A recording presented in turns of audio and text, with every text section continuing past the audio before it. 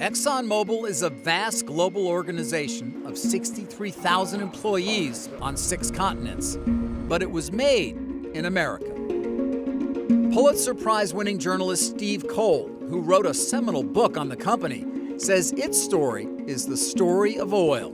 They attract a lot of attention. They did right from the beginning in the first part of the 20th century. And I think for many Americans, they are big oil. The first commercial oil well was drilled in 1859. A decade later, a 30-year-old John D. Rockefeller founded Standard Oil, and in so doing, created one of the biggest fortunes in American history. Well, John D. Rockefeller was a perfectionist. He was ruthless, absolutely determined to succeed in business. By the 1880s, Rockefeller's company controlled 90% of domestic oil refining. Back then, kerosene, used for lighting, was the moneymaker. Gasoline was a byproduct, virtually useless. It was thrown away. If you go back to the very history of Standard Oil, it was not obvious that oil and petroleum was going to be the thing that powered the world economy. The rest of the economy built up around it as they innovated. With the arrival of the automobile, a car comes off the end of the line every 10 seconds. A market for gasoline finally came of age. The company grew so powerful that the Supreme Court ruled it was a monopoly. The court ordered its breakup. Standard Oil became 34 separate companies. In 1926, the biggest descendant, Standard Oil of New Jersey, created a new blend of fuel called Esso. The company expanded dramatically over the next decades, in the U.S. and overseas. And in 1972, it changed its name, ushering in the modern era of Exxon. Then, a crisis, with a name that has become synonymous with environmental disaster, the Exxon Valdez. The worst oil spill in North American history. The tanker, the Exxon Valdez, had just loaded more than 1 million barrels of Alaskan crude. The spill killed wildlife in greater numbers than previously reported. After the Valdez, there was a sense that Exxon needed to get its house in order. The man assigned to that task was Lee R. Raymond.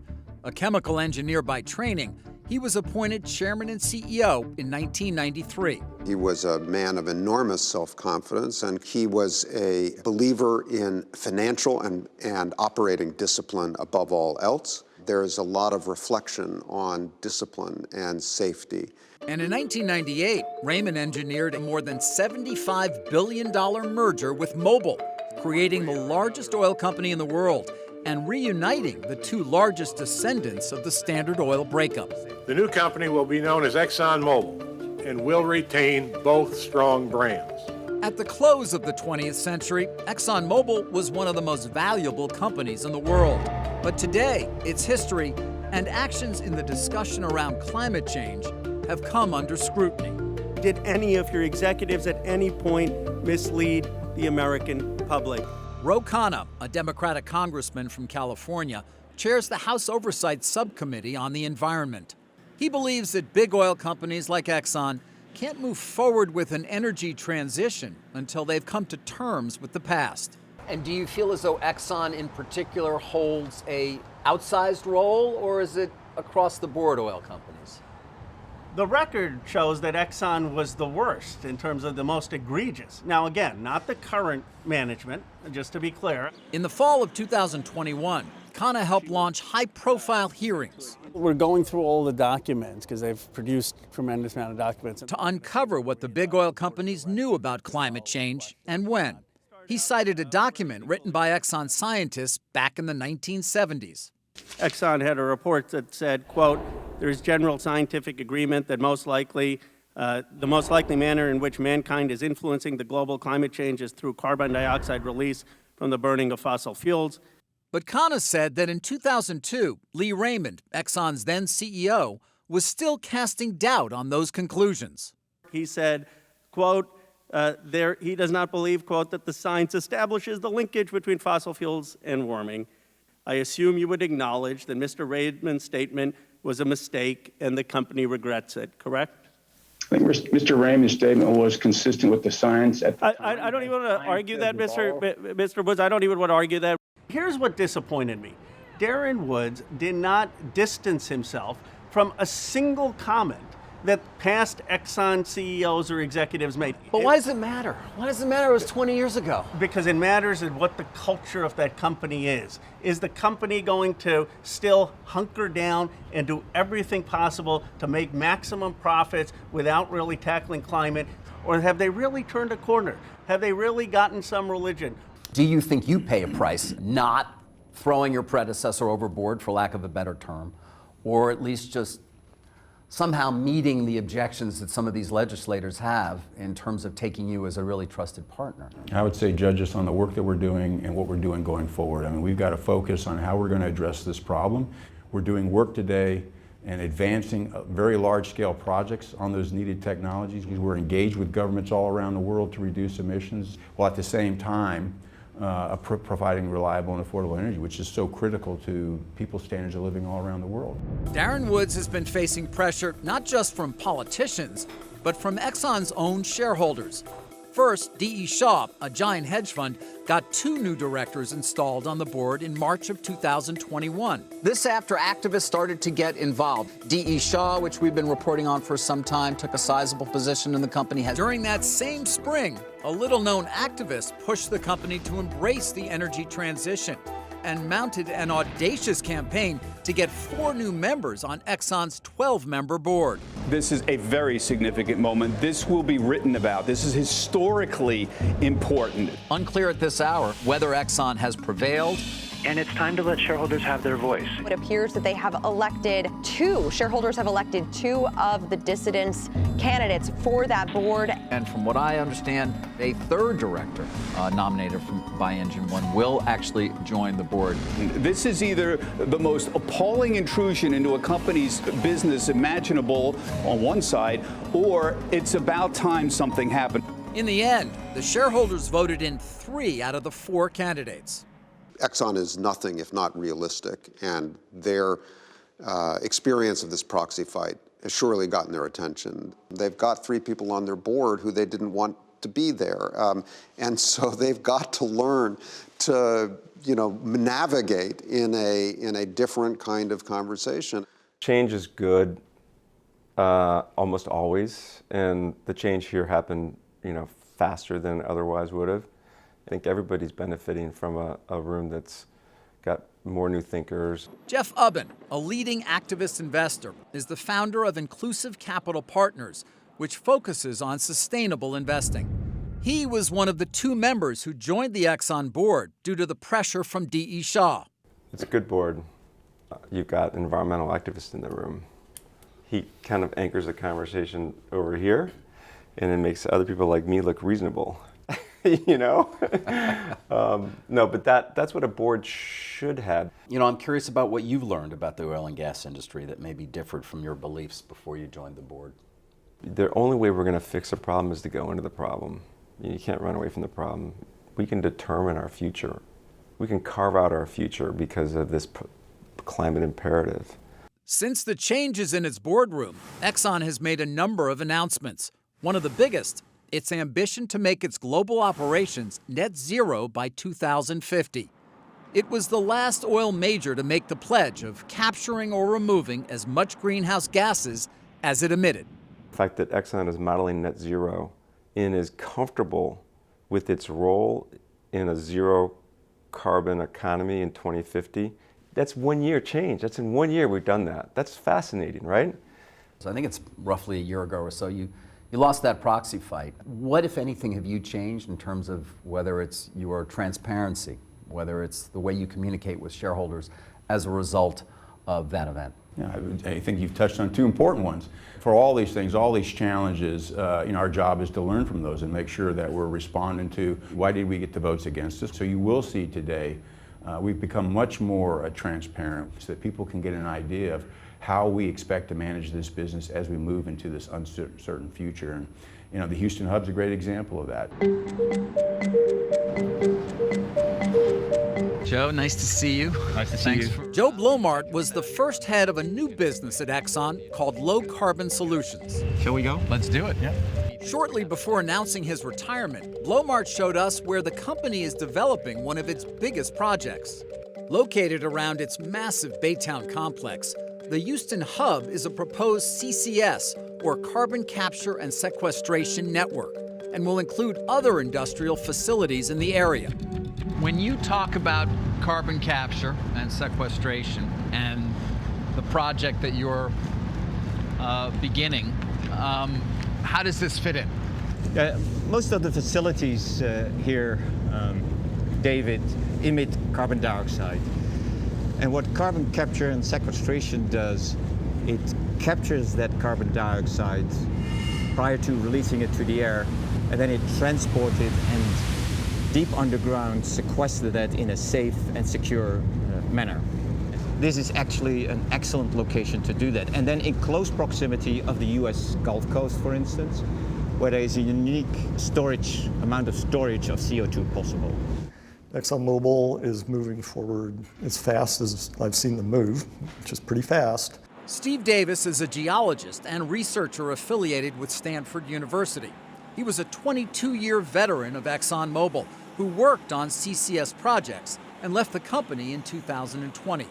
He says the Houston Hub will be expensive for several reasons, including the need for new infrastructure.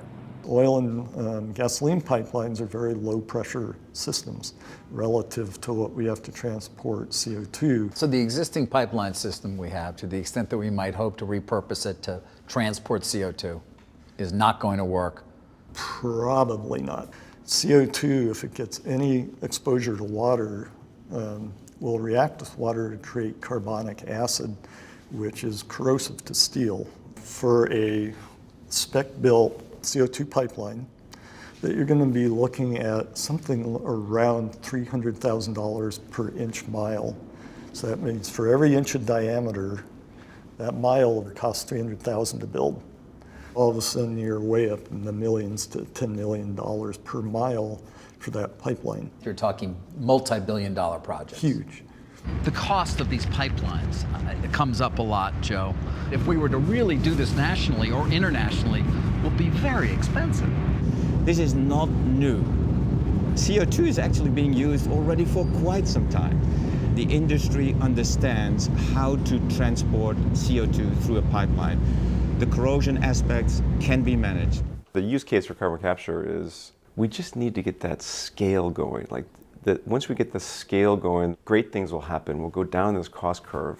EDF's Mark Brownstein agrees that large-scale CCS projects are needed to lower carbon emissions, but he doesn't see real progress on the Houston Hub. It is, in fact, visionary, so good for them.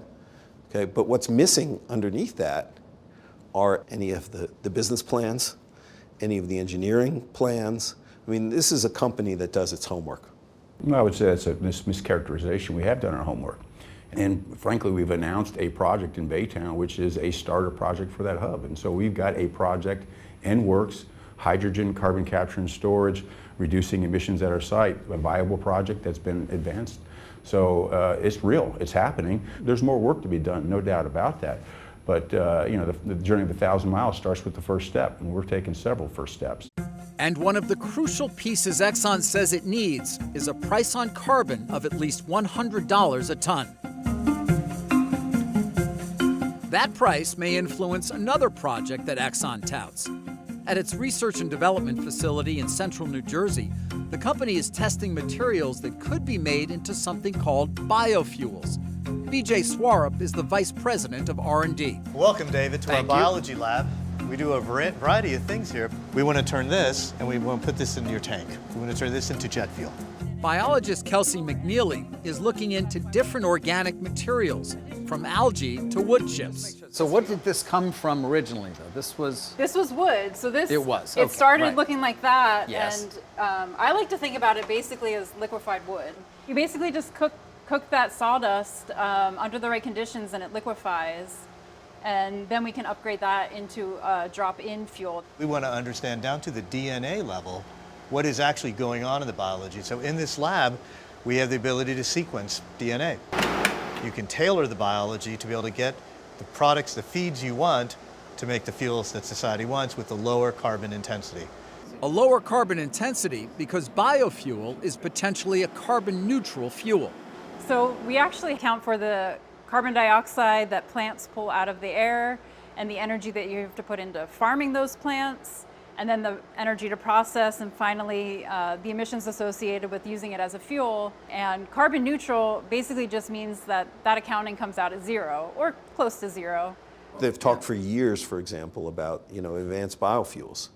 And it's a great talking point, and they're right. We need sustainable aviation fuels if we're going to continue to be able to fly for pleasure or for business. But how many years can you talk about your intention to develop them before, after a while, it begins to wear thin? This is not a one company activity or endeavor. It requires policy, it requires market incentives. As the policy gets put in place, as the market incentives develop, then you'll see us move into that space. You're in a position right now, given where oil prices are, that you're generating massive amounts of cash flow. Cash flows that could be deployed in any number of ways. But your shareholders may just want you to buy back stock. How do you respond to sort of their desires when you think about what you need to do in terms of positioning the company for the future? We've got a very long-term horizon. We've been around for 135 years. Our expectation is to be around for the next 135 years. When we first started out, we were basically making kerosene to replace well oil for lighting. The electric light came on, we moved into gasoline, we've moved into chemicals. Our company has been evolving since its inception, and we will continue to do that. If ExxonMobil is trying to change direction, the question remains, how fast can it turn? Biofuels and carbon capture are so close that Houston Hub, for instance, probably needs $100 to $110 a ton of carbon. Just like they made long-term investments in hydrocarbons, and they theoretically made a bet on hydrocarbon pricing, is Exxon willing to make a bet on carbon pricing? So do we want to lead the transition, and do we want to speculate, for lack of a better word, on the carbon economy, or do we want to wait for it to happen? That is the conversation we have 4, 5, 6 times a year. And to those critics of ExxonMobil who say that their efforts are nothing more than greenwashing, what do you say? Could be. You do think it could be? The core business of ExxonMobil is to produce and refine hydrocarbons. And in order to move away from that would require a very large shift in just about the entire culture of the company. Could happen, but it's going to be generational. If you move too fast, you leave a whole lot of the country and people in the world behind. And so there's a very delicate balance. A delicate balance, especially when you have a global economy still powered largely by fossil fuels. And when gas prices skyrocket across the nation, prompting politicians to ask big oil to pump more, the energy transition ends up taking a back seat to the need to find more oil.